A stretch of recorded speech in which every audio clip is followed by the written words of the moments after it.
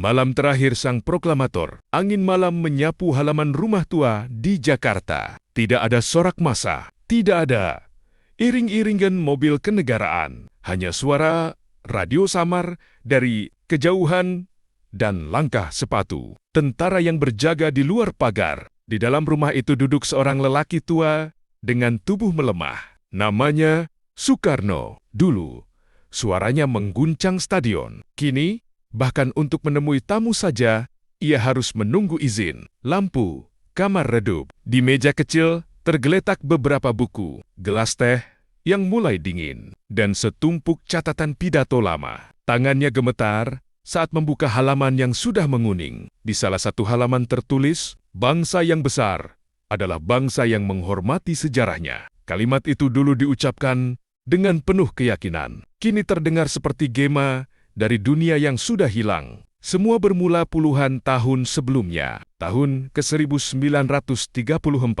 pemerintah kolonial Belanda menganggap Soekarno terlalu berbahaya. Bukan karena senjata, bukan karena pasukan, tetapi karena kata-kata. Ia dibuang jauh ke endekota kecil yang sunyi, panas, dan terisolasi. Belanda percaya tempat itu cukup jauh untuk mematikan pengaruhnya. Namun, mereka salah.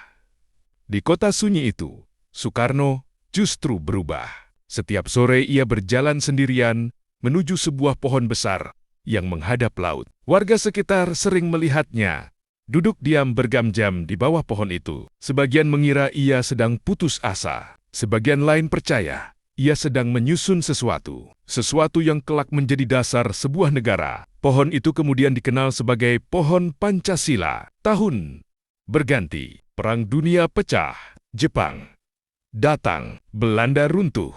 Lalu pada pagi 17 Agustus tahun 1945, suara Soekarno terdengar dari sebuah rumah sederhana di Jakarta. "Kami bangsa Indonesia dengan ini menyatakan kemerdekaan Indonesia." Kalimat itu mengubah sejarah, dan dalam waktu singkat, Soekarno berubah menjadi simbol dunia baru. Di konferensi Asia Afrika, para pemimpin dari negara-negara baru merdeka berdiri menyambutnya. Wartawan asing menjulukinya singa podium Asia. Ia dekat dengan Gamal Abdel Nasser, berbicara dengan Jawaharlal Nehru, tertawa bersama Josip Broz Tito. Indonesia saat itu bukan negara kecil. Ia pusat perhatian dunia. Namun, kekuasaan selalu memiliki lorong gelap. Memasuki tahun 1965, suasana berubah.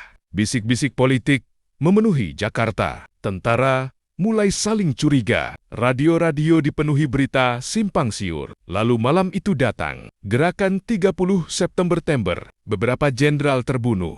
Negara kacau. Dan perlahan, nama Soekarno mulai tenggelam. Tidak dalam satu ledakan besar, tetapi sedikit demi sedikit pidatonya dibatasi, pengaruhnya dipotong, orang-orang dekatnya menghilang satu persatu, sampai akhirnya lelaki yang pernah dielu-elukan jutaan manusia itu hidup dalam pengawasan ketat di rumahnya sendiri. Konon, pada tahun-tahun terakhir hidupnya, Soekarno sering memandangi langit malam cukup lama tanpa berbicara apapun, seolah sedang mengingat sesuatu atau seseorang. Tidak ada yang tahu pasti apa yang ada di pikirannya saat itu. Mungkin tentang revolusi, mungkin tentang kekuasaan, atau mungkin tentang satu kenyataan pahit bahwa seorang pemimpin bisa mengubah sejarah dunia, namun tetap tidak mampu menghentikan sejarah mengubah dirinya sendiri. Like dan share untuk cerita sejarah yang jarang dibahas lainnya. Dan jangan lupa